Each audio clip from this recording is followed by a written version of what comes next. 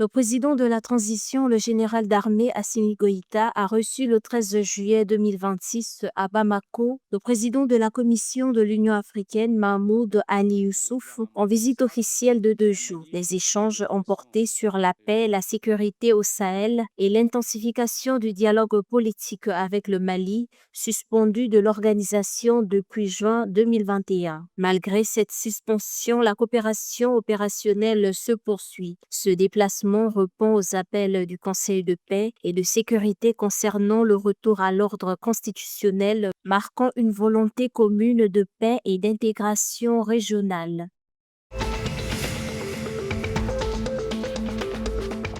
Le gouvernement du Cap-Vert a exprimé le 14 juillet 2026 sa vive préoccupation face à la détention préventive du chef de l'opposition en Guinée-Bissau, Domingos Simeos Pereira, ordonnée par le tribunal militaire supérieur, exigeant sa libération rapide et le rétablissement de ses garanties constitutionnelles.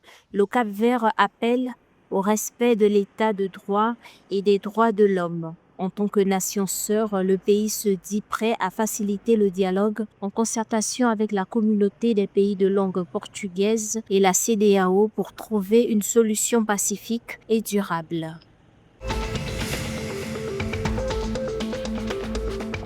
En juin 2026, le Nigeria a enregistré sa 4e hausse mensuelle consécutive avec une production pétrolière moyenne de 1 735 398 barils par jour de brut et de condensat, dépassant de 4% le quota de 1,5 million de barils par jour fixé par l'OPEP. Selon la Commission nigériane de régulation du secteur pétrolier, la production de brut a atteint 1,56 million de barils par jour, un record en 74 mois. La production totale a culminé à 1,89 million de barils par jour, illustrant la capacité du pays à atteindre prochainement le seuil de 2 millions de barils par jour.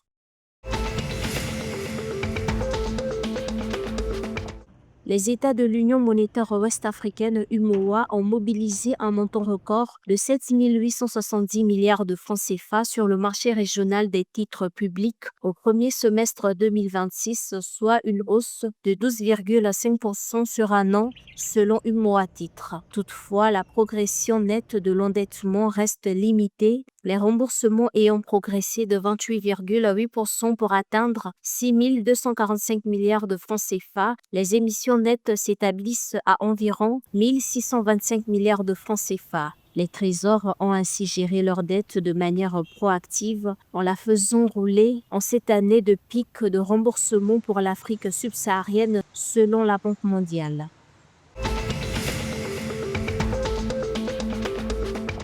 Salissar continue d'impressionner. Lors du meeting de Monaco Diamond League, la triple sauteuse sénégalaise a décroché la 2e place en établissant un nouveau record personnel avec un saut de 14,99 mètres. Elle améliore ainsi de 13 cm sa précédente marque de 14,86 mètres établi à Doha, à seulement 1 cm du record national détenu par la regrettée Kenendoy.